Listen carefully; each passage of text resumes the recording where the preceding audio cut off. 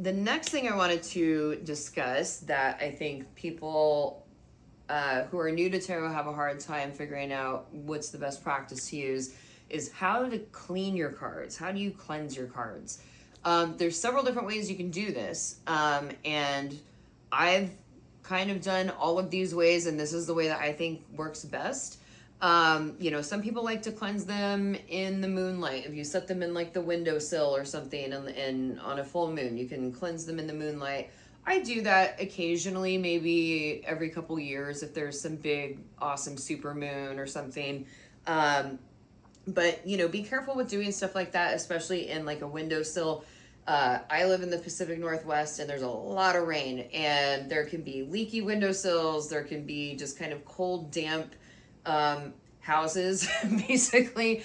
If you leave something that is a paper product too close to an area that's cold and damp, it can get warped, it can get damaged. So careful with stuff like that. Same goes for the sun. If you're going to cleanse your tarot cards in sunlight, I would do it, on a nice, beautiful, sunny day that's preferably not windy, because you don't want them to blow away.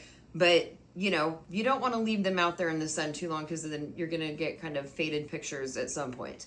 So I typically don't use that method either. I have used that method when it called to me at a certain time, but the other things that people do for tarot card cleaning is you could use crystals, like setting your cards on selenite or something. I've heard of people doing that. I think, that can help keep them clean. But to me, the other thing is, I think each tarot card deserves its own little energy bath. Not just the deck gets an energy bath. I mean, each and every card should get cleansed. So, my preferred method of cleaning tarot cards is to use Palo Santo. Whatever your preferred method of smudging is, you could use incense, you could use lavender, you could use rosemary. Palo Santo is my absolute favorite, and I love some of the shamanistic traditions from kind of that area of the world. So I really love Palo Santo is my absolute favorite thing to use for smudging. And this is how I smudge my cards. You're gonna need like a heavy duty lighter because Palo Santo does not like to light well, which is kind of a paradox there, right? But where there is paradox, there is magic. So says Matt Oren, great magic author. So you're gonna just let your Palo Santo kind of stay on fire for a second, because you need to let it take, and you need to get those nice little cherried embers going on. And so we're just gonna let this do its thing for a minute. You kind of hear it. All right, there we go. Now we're nice and cherried. So first of all, cleanse yourself before you cleanse your cards.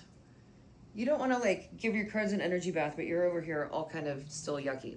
And then this is what I do. I just go one at a time and I throw them down in any random order on this beautiful cloth. And I just do front and back like that. Man, the crows are really into this. Too bad I'm not cleansing my crow deck. So yeah, this can get boring, and yeah, I do every damn card because that is what is called for, in my opinion. The crows are squawking, by the way, because I feed them nuts, and one crow is calling out to all the other crows that I've left them nuts. So word on the street is there's some good eats over here. So yeah, and when I'm in a hurry, I do this much faster. If I'm on my way to, like, if I'm trying to get to a gig and I haven't had a chance to really clean my cards, I grab just a few at a time and I kind of go like this and just go really fast and try to just hope that the card like falls through the smoke. The other thing is this is a really nice, especially when you're doing it slow, it can be a really nice meditative thing to do, to just kind of slowly and relaxingly smudge every card. At some point you may need to relight your Palo Santo because it doesn't stay on fire always that well. It actually stays on fire like the perfect amount of time to be able to smudge. Hey baby, come here.